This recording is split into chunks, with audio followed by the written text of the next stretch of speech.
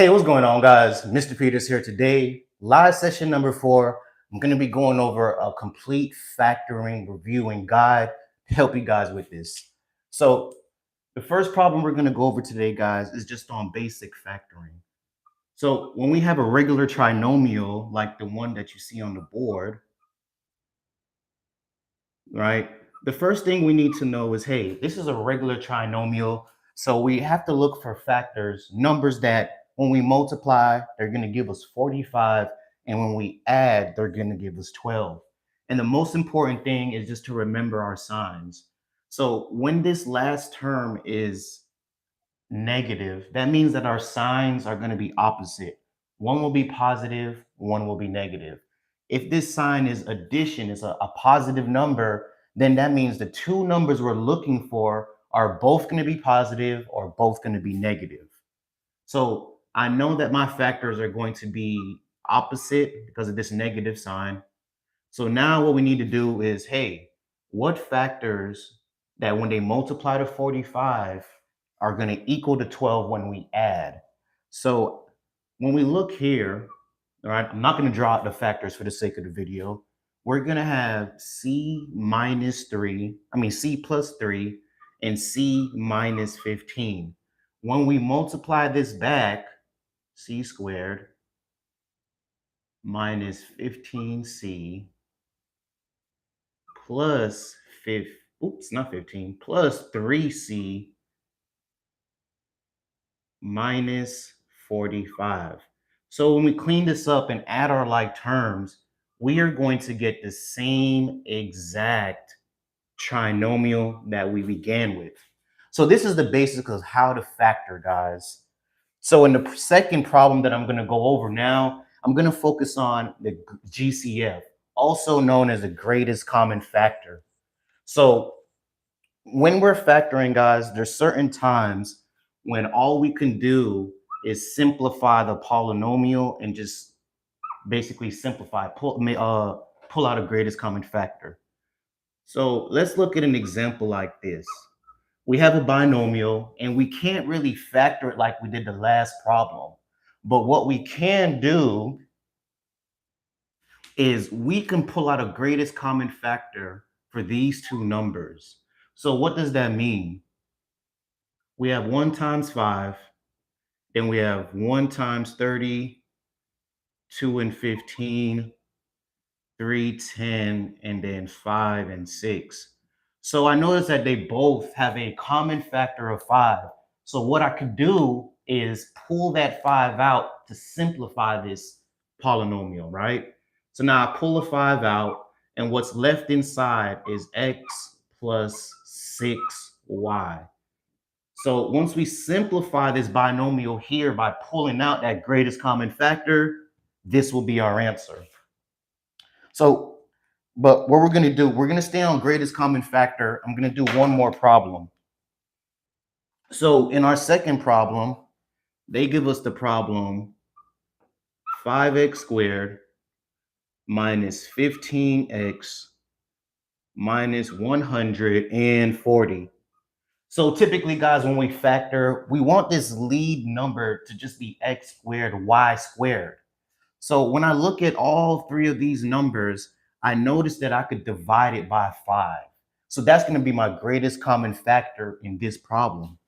So when I pull out this greatest common factor, each of these numbers are now going to be divided by 5. So we're going to have x squared minus 3x minus, and let's just make sure, this should be 28. So now at this step, we're focusing on what's inside the parentheses. Nothing happens to 5. It's just going to stay outside the parentheses. And we're now trying to factor what is inside. And we're going to approach it like we did our regular basic trinomial. All right. So I know that my factors, those two numbers, need to multiply to give me negative 28 and add to give me negative 3. Just don't forget that this 5 is still there. So now when I break this down, we are going to get x minus 7 times x plus 4.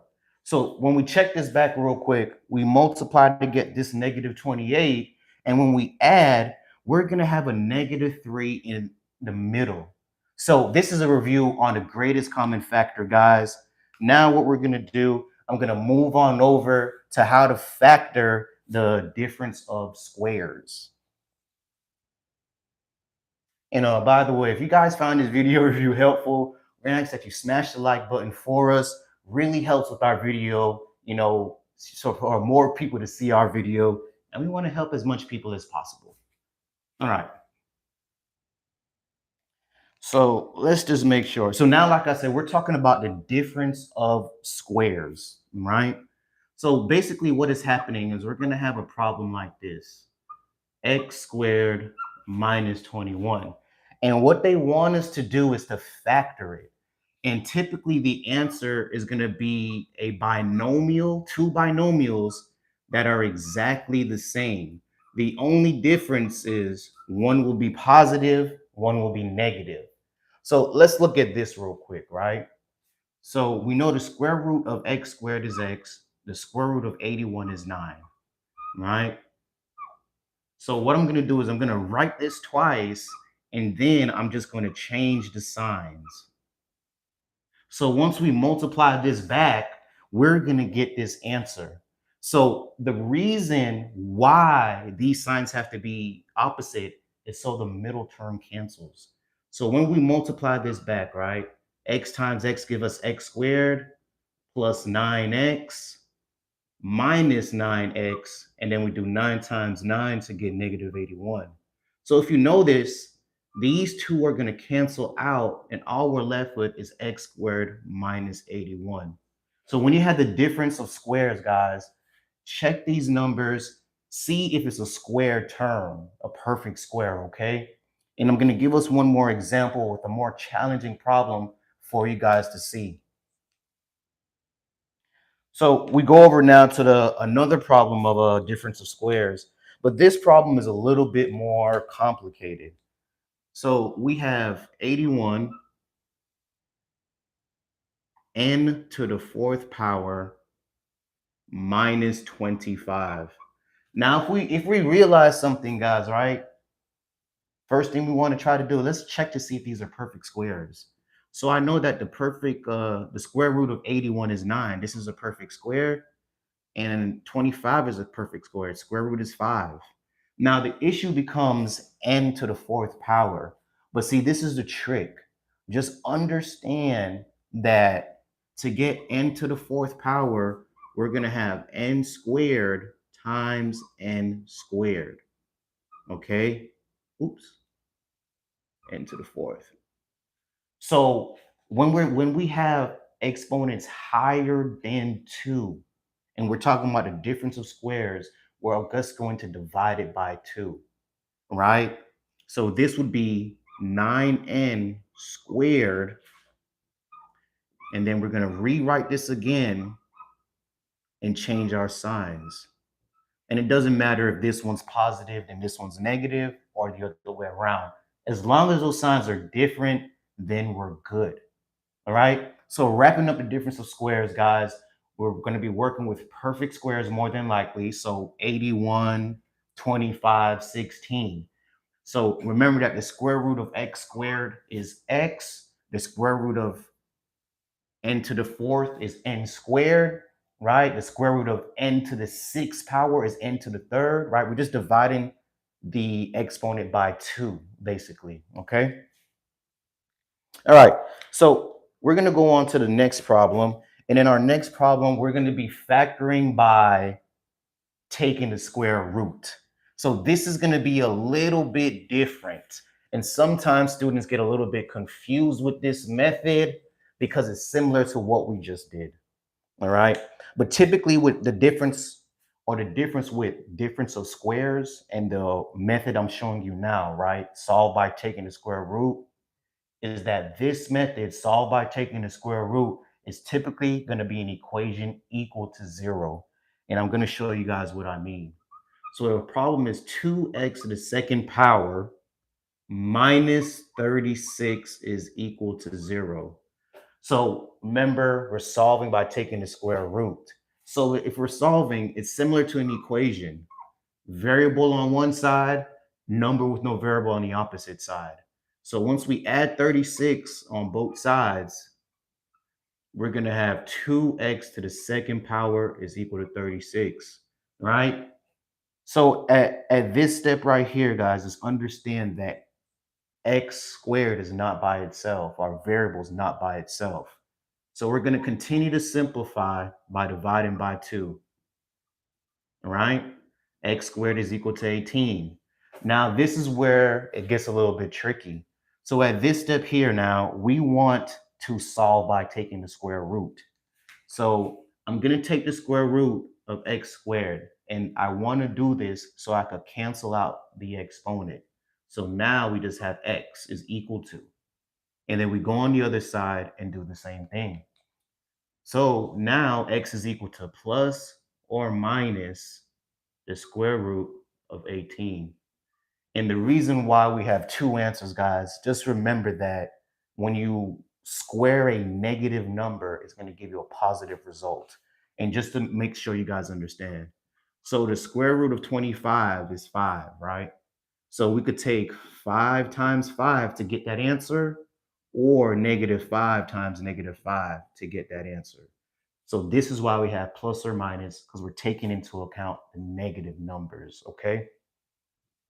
All right. So at this step here, we have to understand how to break down radicals, right? I have plenty of videos on this, guys. I'll try to link it down below for you, but you're going to have to know how to do that.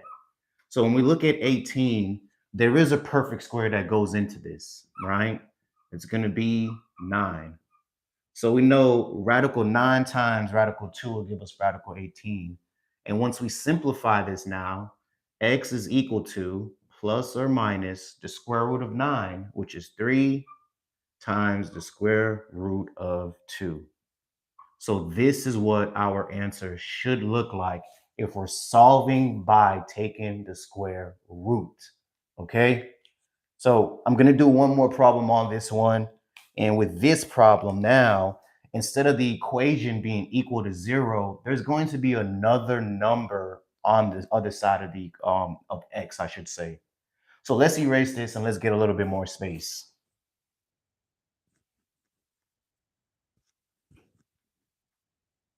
Okay, so second problem for solve by taking the square root, we have 2x squared plus 17 equal to 179. All right, so same things first. I'm going to subtract 17 from both sides. So that gives us 2x squared is equal to 1, I believe it's 162. Yep, 162. Same thing applies, guys. We're going to divide by 2. Now we have x squared is equal to 81. So luckily for us in this problem, this is a perfect square. So we don't have to break down any radicals. So we take the square root of both sides to cancel out the x squared. Now x is equal to plus or minus 9. All right. So wrapping up our third method, solve by taking the square root. So now we're going to go over to completing the square. All right. And if you guys have any questions, any concerns, drop a comment down in the comment box below for us. We'll definitely try to answer all questions possible. Okay, guys? All right, so now we're talking about solve by completing the square. So they gave us x squared plus 4x minus 1 is equal to 0. So when we solve by completing the square, guys, this is a kind of a funky method. And what we want to do is basically we want to figure out the perfect square trinomial. And the way that we do that is we're going to take this middle term, divide it by 2, and then square it. Why do we do that? Because once we do, right, let's see, we get 2 squared, that's equal to 4. This perfect square trinomial would be x squared plus 4x plus 4. And what we're trying to do is to understand what binomial gets us there, hence completing the square. Okay. So when we have a problem like this, the way that we're going to solve it, step number one is to bring this term over, right? So we have x squared plus 4x, and then that c term is going to go here, but we don't know it yet. That's what we're trying to complete the square, right? That's part of the process. This is equal to 1. Now, to figure out this last term, we already did it here. We're going to take this, 4 divided by 2 gives us 4, and once we square 4, we're going to get 4. So this is the perfect square trinomial, and the binomial that gets us there, right? So meaning, what do we multiply to get there? Will be x plus 2 squared. Once we expand this and multiply, we are going to get the same trinomial. Okay, guys? So this is what completing the square is. This is the method. We're trying to figure out what is the perfect square trinomial, okay? All right, so now we're going to go back here. So at this step here, guys, we figured out that we added 4, right, to complete that perfect square trinomial. We have to just make sure that we do so on the other side of the equation too, to keep it balanced, right? So now we simplify the right side. This is 5. Now here goes the part where a lot of students make a mistake. We're going to write the binomial that we would multiply to get this answer. So what does that mean? You're going to write the binomial for b divided by 2 squared, right? So we're going to get x plus 2 squared is equal to 5, all right? We got that by dividing that middle term by 2, okay? All right, so at this step now, guys, we're going to take the square root of both sides. Square root cancels out the exponent. We're left with only x plus 2, and that is equal to plus or minus the square root of 5. Now at this step here, guys, x is not by itself. We have to move 2 over. Subtract 2. We subtract 2 on this side as well. And I will tell you guys, keep this number in front of the radical, okay? So x is now equal to negative 2 plus or minus the square root of 5. This is our answer, okay? And what this breaks down to is negative 2 plus the square root of 5. That's our first answer. And negative 2 minus the square root of 5. And you could just abbreviate it, make it shorter like this, okay? So that's going to be completing the square. All right, guys. And with completing the square, just remember, you're trying to figure out what is that perfect square trinomial. And you have to take half of that middle term. And whatever that middle term is, once after we divide the middle term by 2 and square it, whatever that answer is, you have to add it on both sides of the equation. That's one of the biggest mistakes that I see students make. Okay. All right, so that's factoring by completing the square. We also have a video on that as well, guys. If you need help with it, I'll try to link that video down below in the description box once this video is published. And our last method for today is going to be factoring by grouping, okay? So when we have factoring by grouping, that means we're going to probably have 4 terms in the polynomial or in the quadratic function, whatever we're breaking down or simplifying, right? So our problem is 3x squared plus 15x squared.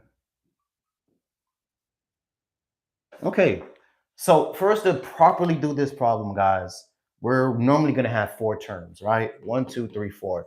And what we want to do is to break those terms up. So I'm going to put a parentheses around my first 2 terms, and then I'm going to put a parenthesis around my last 2 terms, but I do not want to include the sign, okay? All right, so that's the first thing that we do. Now we're looking at this separately. I'm looking at what's in this parentheses, and I'm trying to simplify it. And the way that we do that is use the greatest common factor. So we could take out 3 for sure, And then I made a mistake, guys. This should be 3. Sorry. Let's change that. Now the problem's right. So we could take out 3, and we could also take out x to the second power. So that is my greatest common factor, 3x to the second power. Once I pull that greatest common factor out, we're left with x plus 5. Okay? Now I'm going to go over to this side, and I'm going to do the same thing. But first things first, let's make sure we bring down that negative sign so we don't make a mistake. Okay? So when I look here, the only thing I could do is pull out a 2 because both of these numbers can be divided by 2. I pull out my 2, and then what is left over, right, is going to be x and then 5. So guys, real important right here.